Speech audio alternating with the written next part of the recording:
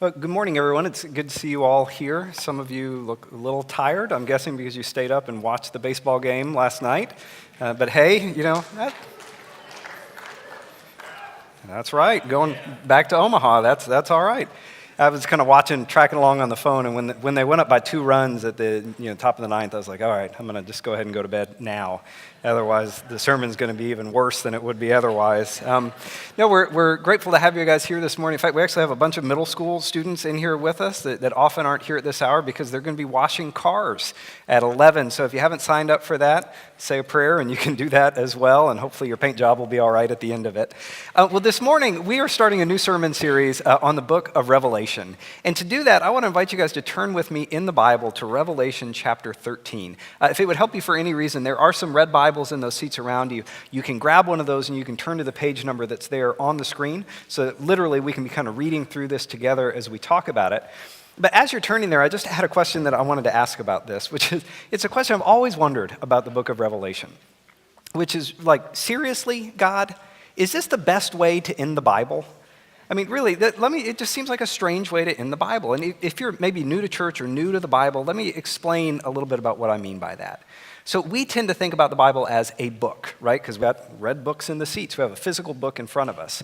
But really, the Bible is more like a little library, right? It's a collection of 66 different books. They were written in 3 different languages by a couple dozen different authors over the span of hundreds and hundreds of years in very different places. And the kinds of writing, there's just this real variety of different kinds of books in the Bible too, right? There's sort of legal texts, there's historical books, there's poetry, there's biography, there's letters. And yet the amazing thing about it, right, is that we feel like God sort of worked to inspire it and bring it together so that these 66 very different books tell one story, right? They tell the story of a God who loves us and who created us. And then when humanity, because of our own sinful decisions, sort of broke that relationship with God, God loved us too much to leave things that way. So he entered into our world to bring us back to him. That's the one story that the Bible tells. And Revelation is book number 66 in that story. Like, it's the very last book in the Bible. And yet you read through it and you just realize there is all sorts of weird stuff in here. I mean, there's all of these images with sort of these beasts with horns and heads and all this stuff. And just to give you guys a flavor of that, I found an audio clip online of somebody doing this sort of dramatic reading of a portion of this chapter I had you turn to. So we're going to listen to a reading of chapter 13, verses 11 through 18 together. So let's do that. Then I saw another beast coming out of the earth. It had 2 horns like a lamb, but it spoke like a dragon. It exercised all the authority of the first beast on its behalf and made the earth and its inhabitants worship the first beast whose fatal wound had been healed. And it performed great signs, even causing fire to come down from heaven to the earth in full view of everyone. Because of the signs it was given power to perform on behalf of the first beast, it deceived the inhabitants of the earth. It ordered them to set up an image in honor of the beast who was wounded by the sword and yet lived. It was given power to give breath to the image of the first beast, so that it could speak and cause all who refused to worship the image to be killed. It also forced all people, great and small, rich and poor, free and slave, to receive a mark on their right hands or on their foreheads, so that they could not buy or sell unless they had the mark, which is the name of the beast or the number of its name. This calls for wisdom. Let those who have insight calculate the number of the beast, for it is the number of a man. That number is 666. Okay, so let's talk about that for a minute, because this is it, right? This is the end of the Bible. This is the conclusion, right? Middle school students, right? You go to your English class, and what do your teachers tell you over and over again? You want to have a strong conclusion to your paper, right? You want to end well. This is how the Bible ends, right? With 7-headed beasts with the horns and the visions and all of this. And then, the dramatic reading was maybe a little over the top. And was it just me, or did anybody else think that sounded like LeVar Burton from Reading Rainbow? Yeah, I was like, is that him? Because that would be a crazy Reading Rainbow episode right there. But no, I mean, and you think about it, and it's not just us reading this today thinking, this is strange. Over the last 2,000 years, a lot of people in the church have had no idea what to do with this book. And they tend to sort of fall into two camps with how you approach the book of Revelation. So there's one camp that reads it and sees all this sort of crazy, over-the-top imagery in there, and they're almost just like, you know what? Let's just agree never to speak of this again. Let's pretend like it's not in there. So like John Calvin, right, sort of a Reformation leader, he's a good example of this. Calvin wrote tons and tons of books about the Bible, lots and lots of commentaries of individual books in the Bible. There is one New Testament book that he never wrote a commentary on. It's the book of Revelation, because he's just like, yeah, I don't know about that. Let's talk about something else instead. Well, then you've got the other extreme, right? Which are people who, it's like they almost forget that there's 65 other books in the Bible. They get so focused on like, whoa, well, maybe the third horn on the seventh head of the third beast of the sixth seal. I think I read something on the news, and maybe that's what it's talking about. And they get so obsessed about these details that they miss the bigger point. In fact, there was a guy, G.K. Chesterton, was writing about this, and he had this wonderful quote, like some of these crazy theories that have come out. He said, although the Apostle John, who wrote this book, though he saw many strange monsters in his vision, he saw no creature as wild as one of his own commentators, right? Like the stuff people have come up with over the years, in a sense, is almost crazier than the stuff that's in there. So here's what I want us to do. I don't really think either of these approaches is good. I don't think we should ignore it. I mean, after all, it is part of the Bible that God has given us. But I also don't think we should be so obsessed with this that we forget about everything else in there. Instead, I think it's really better that we do, I think, what the original author intended, to just sort of read it as a part of God's story overall. Because when you do that, even when there's some confusing and kind of hard to wrap our brains around stuff, when you do that, you realize that Revelation really is, I think, the perfect ending to the Bible. And we'll talk about a couple things, and then we'll come back to this idea about why I think this is such a fitting conclusion to the grand story of the Bible. But first, we need to talk a little bit just about why it is such a confusing book to read. Because just straight up, it is, right? When we read this today, it is a hard book to kind of figure out, okay, what exactly is going on here? And I think one of the main reasons that it is hard to figure out is that the book of Revelation is a genre of literature, right? It is a type of literature that we just don't have a lot of experience with in the 21st century. So let me tell you a little bit what I mean by that. So let's say we were getting ready to read a story. If the story started out with this line, right, once upon a time, what kind of story are you going to be reading? Right, fairy tale, right? We know that fairy tales start out with the idea of once upon a time. And we know how fairy tales work, right? We know that there's going to be good and there's going to be bad and they're going to fight it out. There's probably going to be some sleeping beauties and maybe there's a knight in shining armor or something like that. Like we've read enough fairy tales, we have heard enough fairy tales that when we start to read one, we kind of know what to expect and we know how to understand the point that it's trying to make. Well, here's the thing. Right, one of the reasons it's hard to understand the book of Revelation is that it is written in a type of writing that we just don't see much today. Right, we got a lot of experience with fairy tales. Right, some of us know how to read poetry because of what we've learned in class. But Revelation is a type of writing that was very common in the first century that we don't see today.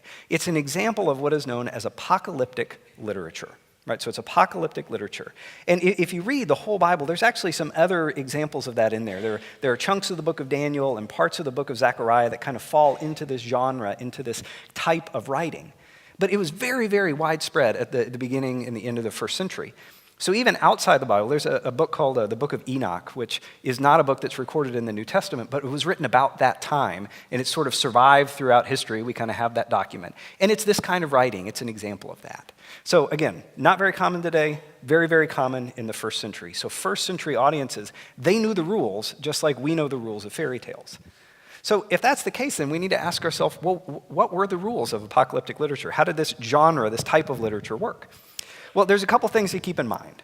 One, almost every example of apocalyptic literature starts with somebody having this vision, right? First chapter of Revelation has that. Daniel, Zechariah, they've all got this. There's this vision where they kind of see the heavens open, and they're given a glimpse into what's really going on in the present and what the future may hold. And those visions almost always contain these sort of fantastic, over-the-top images of battles and beasts and dragons and sort of wars in the heavenly. I mean, it's just very, very over-the-top. That's kind of how this genre of literature worked. And I was trying to think today, like, oh my gosh, what do we have in our 21st century modern world that's anything like this that can kind of help us kind of wrap our brain around this sort of over-exaggerated imagery to make a point? And the analogy is not perfect, But the closest thing that I could think of is kind of how political cartoons work today. Right, so when you read political cartoons, a lot of times it's exaggerated imagery that's trying to make a point. It's not literal, right? Like you read this one, and now obviously we have not actually carved out an entire quarter of the surface of the world. But when you read this, you sort of get the point that the author's trying to make. Maybe we're overusing our natural resources. You know, that's sort of this exaggerated image that he's using to try and make this point. So we understand this, right, because we get the reference. This is sort of referring to our time and our place. And that's kind of how apocalyptic literature worked. It used these over-the-top images to talk about real people in real places. The problem, though, for us when we read this 2,000 years later is that it's not our people and it's not our places, right? It's referring to things that just aren't part of our normal everyday world. But again, you think about it, that's how political cartoons work. They work because we get the references. So for example, this political cartoon came out a few years ago with the BP oil spill. Right? And understanding the context of this big natural disaster, oil in the Gulf of Mexico, you can read this and be like, oh, okay, I kind of see the point he's trying to make. But what happens when you try to read political cartoons that were written in another country a couple of hundred years ago? Right? You've got no idea what is going on, right? I don't speak much French, but I think credit is dead. I have no idea if he's hitting him with the violin or if he's stealing it, and I'm really not sure what that goose is doing over there on the side. But again, I assume that meant something to the people back then. It referred to real places at that time, and they kind of got it. But again, for us, when we read this apocalyptic literature, it's got all these references in it to things that they're just not our day and age. So we have to do a little bit more work to try to figure out what on earth was it talking about there. So that's apocalyptic literature, right? Sort of starts with this vision, these sort of over-the-top images trying to make a point. But one of the things that you got to keep in mind about apocalyptic literature is it was always written to encourage people. Like, that's the bottom line. That's why people did this. It was almost always written by people who were part of these oppressed minority groups, and they were writing to try to encourage their friends, their brothers and sisters, to hang in there in the face of persecution or in the face of difficult times, right? They wanted to encourage people to stick with it and not give up on their faith, not give up on their hope, not give up on the beliefs that motivated them. And when you understand that, okay, that's this kind of writing, apocalyptic literature. When you start to look at the book of Revelation, you see that it's a pretty good example of that, right? Chapter 1, it starts out with this crazy vision. And then in chapters 2 and 3, you get this point where John, who's sitting on the Isle of Patmos, he's in exile on this island out in the middle of the Mediterranean. He writes this letter, and he addresses it to churches in 7 different cities in what we know now as modern-day Turkey, but was part of the Roman Empire at that time. And he actually addresses them in the order that you would arrive at them if you followed the Roman road that connected all of these cities. So you can almost imagine John, he's sort of in prison on this island, and he wants to encourage these people because they're having a hard time. And it's like in his brain, he's walking down the road, and he's just sort of encouraging them with a note, a message to each different city as he goes. And he's kind of throwing that out there. And it really helps us to understand a little bit about what was going on in these cities at this time. So these cities, the ones that are in blue there, are the ones that get addressed. These were all administrative cities in the Roman Empire.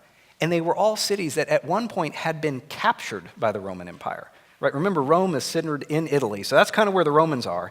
And every place else are the lands they conquered. And the people who lived in these cities, they kind of had some status as administrative centers. But they were completely dependent on the Roman Empire for their economic well-being, right? You know, if Rome decided, hey, I don't like what's going on over there, they could shut off the funding, they could shut off the trade, and the cities would sort of wither and die. So the people that lived in these cities, they were really motivated to keep the Romans happy, to try to do everything they could to let those Romans know, hey, I know we aren't one of you guys, you conquered us, but we're 100% on board with you guys. And one of the ways they did that was just by wholeheartedly jumping in with both feet into this sort of new religious expression that was coming around at the time, where you worshiped the Roman emperor as if he were a god, the emperor cult. So in fact, historians tell us, right, in archaeology, they have found ruins by the end of the 1st century. There was a temple in every single one of these 7 cities that was dedicated to worshiping the Roman emperor as if he were a god.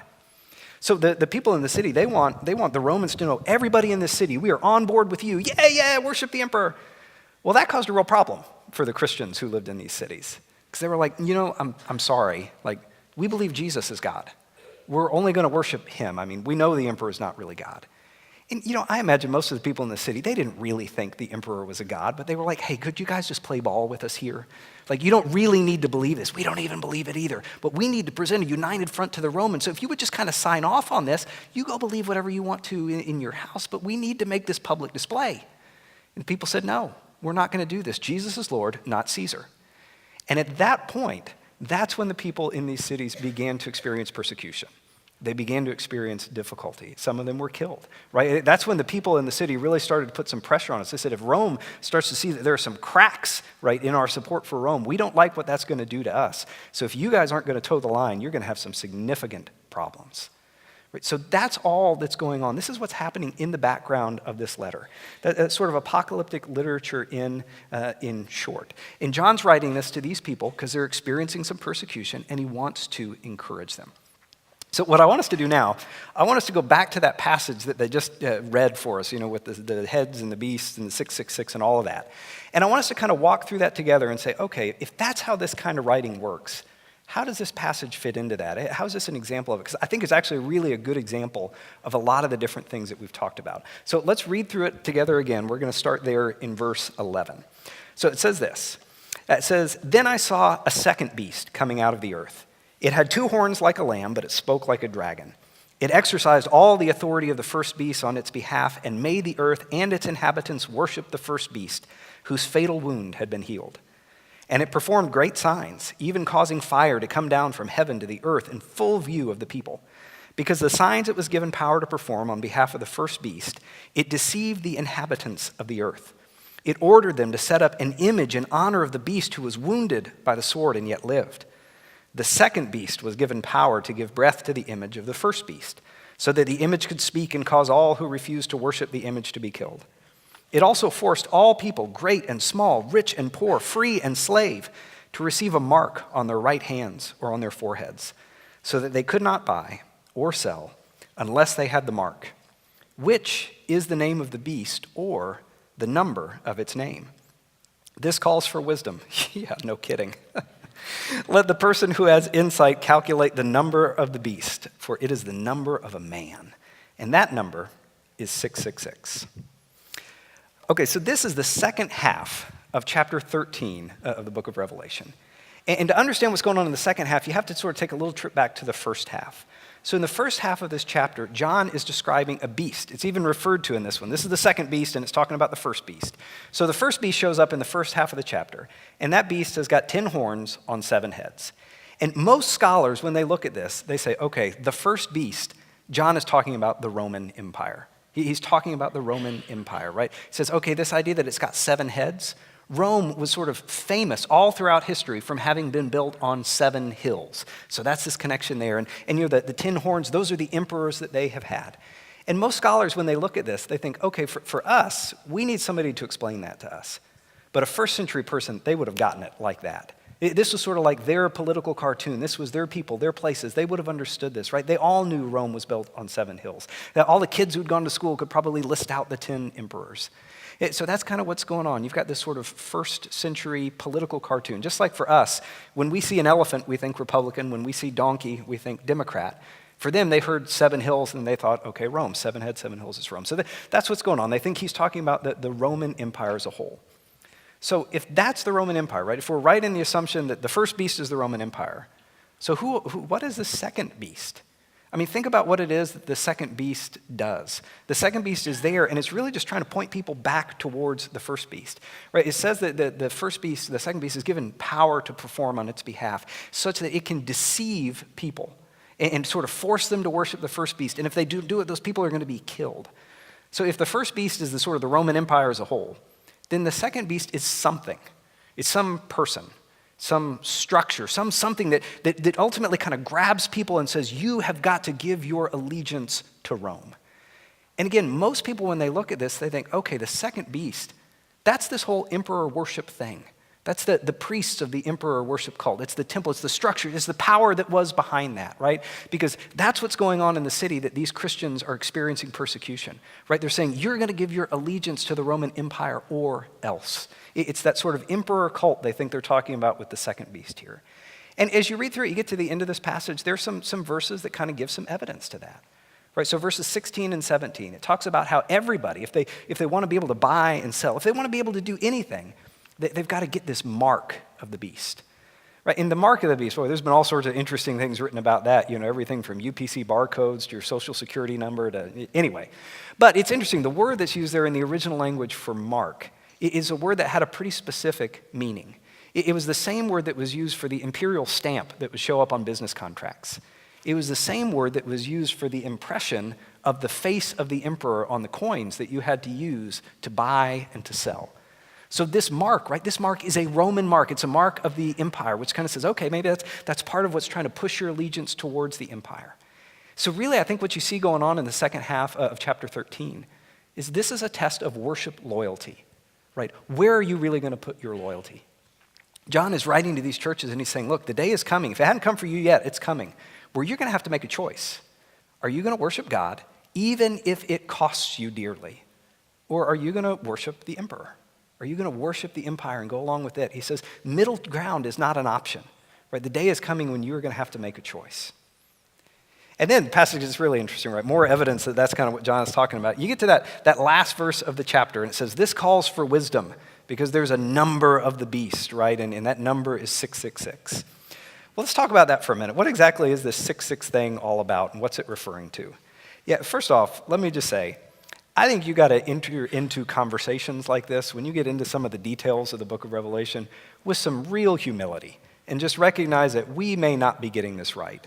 I really think there are more explanations offered for what 666 means than there are verses in the entire book of Revelation altogether. And again, but the interesting thing about it is I think John really had something specific in mind, and he thought that the people who read that letter initially would know what it was. He says, if you've got insight, calculate the number of the beast. You can figure this out. So for us, 2,000 years later, it's harder to kind of piece together what he's referring to. But he had something specific in mind that he believed his audience would understand.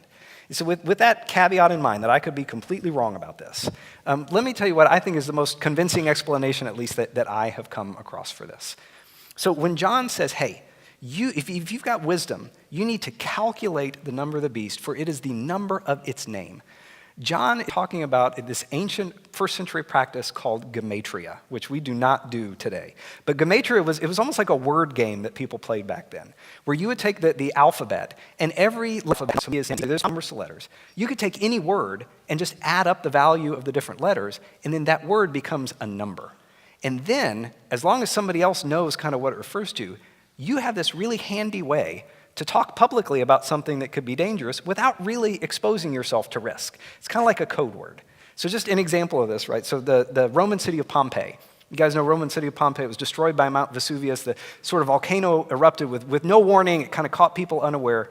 And because of that, as they've done the excavation, they've found just some fascinating things that were caught like sort of in this moment, including graffiti. Right, so they've actually found some walls in graffiti in Pompeii where they're still able to read the graffiti on the wall. And I kid you not, there is a line that they found on the wall that says this. It says, I love the girl whose number is 545. Right? I mean, think about it, right? I mean, middle school, right? You start to like other people, you want to get it out there, but you're a little embarrassed that they know, so you find this code word to talk about it. Right? Gematria was a way that you could talk about something that maybe was just a little embarrassing, like a schoolboy crush, or maybe something that was really dangerous, like the fact that you didn't like the emperor and you wanted to see him dead.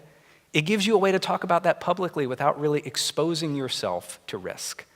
So that's kind of what's going on here, they think. And the most plausible explanation that people have come up with over the years to what this number refers to is that in terms of gematria, this is talking about Nero.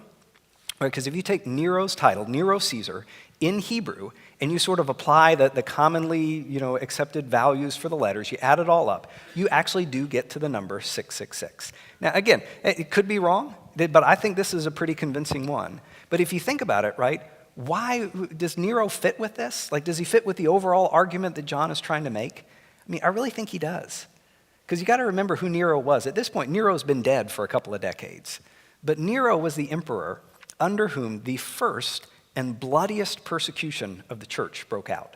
So from the time that Nero died, whenever sort of early Christians would talk about him, they almost held him up as like, he is this personification of everything that is wrong and is evil about the empire. Nero sort of summarizes all of that in a nutshell.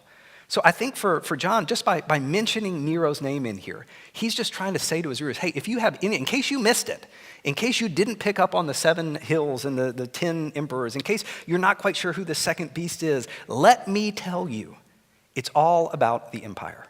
This is all about the empire and about the fact that the empire is driving you to make a choice. Who is it that you are going to worship here? So here's the thing. That's the work that you have to do to kind of dig into one half of one chapter of this book. If you're interested, like if you're middle school students, right? If you're young, if you're new to studying the Bible, Revelation may not be the best place to start. Not because there's not value in there, but you just have to do a lot more work to get to it than if you read the Beatitudes or sort of a biography of Jesus. Because here's the thing. I think absolutely everything in the Bible was written for us, but none of it was written to us. Right? I just looked again this morning. There is no letter there's no letter of First Suburban Christian Church in there. All of these books were originally written to a different audience. But yes, God still intends them for us and they still speak and communicate to us. But if we want to understand what the Bible is trying to say to us today, the first step we have to take is to try to figure out what on earth it meant to them back then. Because if we want to know what it means to us, we have to do the work of figuring out what it meant to them. And that's why, while there's wonderful lessons to learn from the book of Revelation, if you're new to Bible study, this may not be the best place to start. Right? It's kind of like going to the gym and you've never worked out before and you're like, I think I'm going to try to bench press 300 pounds today. It's not going to work out well, right? It's great to be able to do that, but you might want to start with some push-ups or something else. But here's the thing, there really are some great lessons in here. And this is where I want to sort of circle back to where we started. Because one of the things that I think you see when you look at the book of Revelation and look at this passage is you really understand that this is the perfect way to end the Bible, even though it requires a little bit of work on our end to understand it. And I think it's the perfect way to end the Bible for a couple of reasons. The first one is this. It's a great, great way to end the Bible because it shows us how the story ends. And it shows us that in the end, God wins. Yeah, at one point we were thinking maybe we should call this series like Sneak Preview or something like that, because that's kind of a big point of the book of Revelation is to say, hey, you guys need to be encouraged. Followers of Jesus, even in the midst of hard times, be encouraged because you're on the winning team, right? It may be, things may not look good in the bottom of the 5th right now, but trust me, by the time you get to the 9th inning, God's going to come out on top. We want you to know God wins. That's how the story ends, and we want you to be encouraged as you hear that. So that's one of the reasons why this is such a good way to end the Bible as a whole. Shows us how the story ends. But even beyond that, kind of building on that, another reason why this is such a great way to end the Bible is it also takes sort of all of the themes and all of the ideas and all of the kind of loose ends that have been introduced so far in the Bible. It kind of takes them and brings them all up. It really ties those up and wraps the story up well. Because if you think about it, if you go all the way back to the beginning of the Bible, right, Genesis chapter 1 and chapter 2, you see God's original intention for humanity. Right? His original intention was that God's people would live in God's place where they would have full access to God's presence. Right? That was his plan in the beginning. God's people in God's place, access to God's presence. And they enjoyed that in the garden until, because of sin, humanity broke that relationship and things began to fall apart. And the whole rest of the Bible is the story of what God did to bring it and put it all back together. It's this great rescue mission of bringing us back to him. And by the time you get to the last couple of chapters of the book of Revelation, you know what you see? You see a new heavens and a new earth. You see this new Jerusalem coming down, and you see that once again we are back where we started. Once again, God's people are in God's place where they have full access to God's presence. I love the way an Old Testament scholar named Sandy Richter puts this. She writes this. She says, God's original plan that the children of Adam might build their city in the midst of his kingdom is recreated in the new earth. His driving desire to be with us is fulfilled as the presence that walked in the garden now illuminates the new Jerusalem. The great rescue has been accomplished. Right? That's what we see. That's why this is such a powerful end to the overall story of God's work in this world. The loose ends are tied up. The rescue is accomplished, and we are home again. And there's one other reason why I think this is such a great way to end the story, because like all good endings, things that point ahead to how things are going to end, it also gives us some encouragement and insight on just what it is we're supposed to be doing right now, how we're supposed to be living right now. It reminds us that yes, we're on the winning side, that yes, one day we'll be home again and all those loose ends will be tied up. But in the meantime, we've got some work to do. In the meantime, in all the daily decisions of our lives, we get to make the choice to choose to demonstrate our loyalty to Jesus Christ in the daily decisions that we make. And that's where I think sort of these sort of kind of fantastic images in Revelation 13, that's where I think when you think about this, it really begins to kind of, the rubber meets the road in our own life. Because again, if you think about it, that chapter is really about who you're going to choose to worship. Which set of values are going to drive your decision? And let me just talk a little bit. That's kind of the lesson I think we pull from these crazy images and symbols. And let me just say this. I am not sure if we are supposed to take every single image in the book of Revelation literally or not. The way that I understand apocalyptic literature, I don't think we're supposed to. I think it's exaggerated for a purpose. But so in the future, will there really be a beast that has 7 heads and 10 horns that comes out of the sea? I don't know. I don't think so, but hey, certainly could be that way. But here's the thing. I think when you get too focused on all these details, I love the way that Billy Graham described this. Billy Graham said, okay, if the book of Revelation is a painting, an oil painting, don't get so focused in on the individual brushstrokes that you fail to step back and see that the grand design of the picture as a whole, the overarching themes of who God is and what he's doing in our world. And that's where I think, and this is an important but, we've got to remember something about these images, right? Even if we're not meant to take everything in the Bible literally, right? It says the trees of the field will clap their hands. I don't think that means that trees are physically going to grab hands, right? But even if we're not supposed to take it literally, I think we absolutely are supposed to take it all seriously, right? It all communicates powerful, important, life-changing truth to us. And the life-changing truth that I think we see communicated in these images from chapter 13 is that we have all got a choice to make. Right, back then, the first century, the followers of Jesus that John was addressing, they had a really clear and stark choice to make. Are you going to serve Jesus or are you going to serve the Roman Empire? And we actually have the very same choice to make too today. It's just the distinction there is not quite as clear for them. Right, for them, it was kind of life or death. Like you go to this temple or you go to this temple. And if you go to the wrong one, maybe we throw you in jail. For us, I think that there's just more of a subtlety to the decisions that we have to make. Because, it's interesting. If you look at the 7 letters that sort of start off the book of Revelation, some of those churches were doing well, some of them were really struggling. But what most of them were really fighting with was not that they were in danger of extinction. The challenge that most of them had is that they were just sort of slowly but surely getting pulled away from the counsel and leadership of God. And the world around it, the culture around it was just beginning to squeeze them into its mold. And I think that's the danger for us today. It's not that, there's not an army waiting outside the door that when we leave say, hey, you need to turn your back on God or we're throwing you in jail. No, that the challenge for us, it's more like, okay, what do our decisions really reflect about our values?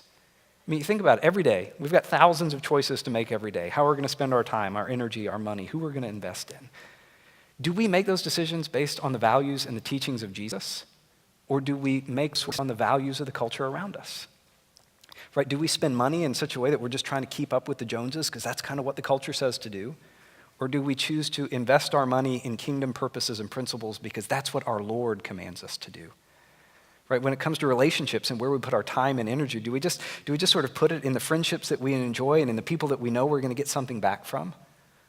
Or do we sort of follow the commands of Jesus to love our enemy and to give without expecting anything in return, and to do good to those who curse you, and to reach out to the least of these, right? That's where the rubber meets the road for us. It's not this stark, which God are you going to choose? Right now, say it publicly.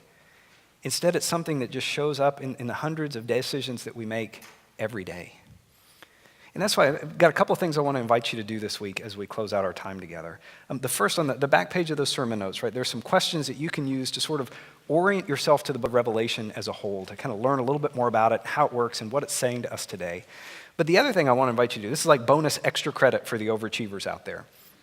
Next week in the sermon, we're going to be looking at the 7 letters in chapters 2 and 3 that sort of introduce the book, that talk about the original audience. And the last time I checked, there are still 7 days in this week. So what I want to encourage you to do is each day, just read one of those letters. It's like 6, 7 verses long. They're not very long. Won't take you long to do it. But read one of those letters and then just try to think, okay, what was this church struggling with that John's trying to encourage them about? And how do you see yourself in that? Right? Maybe they're sort of discouraged, and John is just trying to write them to remind them, hey, you're on the winning team. Things don't look good now, but God's going to win in the end. And maybe that's the encouragement that you need to sort of let take root and sink into your heart this week. Or maybe they're sort of in that place where they've kind of lost their first love. They've sort of drifted away from letting God's values drive their decisions, and sort of slowly but surely they're moving towards another thing as their true north, and they need to be called back. And maybe with some prayer and reflection, you see some areas in your life where you're doing that, and God can use that experience to call you back. I just really would invite you to do that. It's interesting for all of those letters to the churches. There's this line in each one that says, let the person who reads this, let them hear what the Spirit is saying to the church. And my invitation is that you would do that exercise and just hear what God's Spirit might want to be saying to you this week in that. And with all that together, when you read, it's really not surprising, I guess, in some sense, that the book of Revelation is how the Bible ends. Because really what you see in these chapters, it's just a new way of saying what you've read in every other chapter of the Bible so far. It's just a reminder of who God is. It's a reminder of what God has done for us. And it is a challenge and encouragement to live in such a way so that every part of your life, every decision that you make lines up with His authority, with His lordship over your life. That everything that we do is a response to Him and His love and His grace. So with that in mind, I just want to invite you to think about that as we pray. God, thank you. I thank you for the opportunity to be here together today. I'm going to admit when I took somebody's advice to preach on the book of Revelation, I was really not sure I wanted to do that because there's just some really weird stuff in here. And most of the time you look at it and you're like, I think maybe it's talking about this, but gosh, maybe I'm wrong about that. And yet, God, we don't want to run away from anything that's in your word. You gave all of it to us for a reason. So we just pray, Lord, that you would help us know, how do we understand this? It wasn't written to us, but it was written for us. So there's a lesson here that we need to learn. So I pray, Lord, for all of us, that you would just help us know what to do with what we have heard this week. If we are discouraged in any area of our lives, Lord, may you remind us that this story ends well. May your Spirit encourage us to see that and understand that in new ways this week. And God, if we've maybe never really read the Bible much for ourselves, may this be an encouragement to do it, to start with the parts of your word that call out to us, that show us about you, that are easy to understand and apply to our lives. God, we are so grateful that you still speak to us through your Bible, that you speak to us through the power of your Holy Spirit, helping us understand it and apply it to our lives. So give us some real practical steps that we can take this week to do something with what we've heard today so that our lives can be the lives that you're calling us to live. I just pray, Lord, that you would help us know what to do with what we've heard, and that you would help us remember that with you there is no middle ground, like we're following Jesus or we're following Rome, and you are the better choice there. So give us eyes to see where maybe we've drifted away from that, and give us the courage to step back and make decisions that honor you. We ask all these things in your name, Lord. Amen. Again, well, thanks for sticking with us through that. Just a couple of housekeeping notes. One, we had a bring your own picnic scheduled for today. It's a lovely day outside for a picnic, but in spite of that, we've decided to move it indoors. So we're still going to do it. We'll do it in B3 after the 11 o'clock service if you want to come and connect with other people and be a part of that. Really, we look forward to seeing you next week as we continue on in this series, and just good luck dodging any seven-headed beast that you run into between now and then. Have a great week.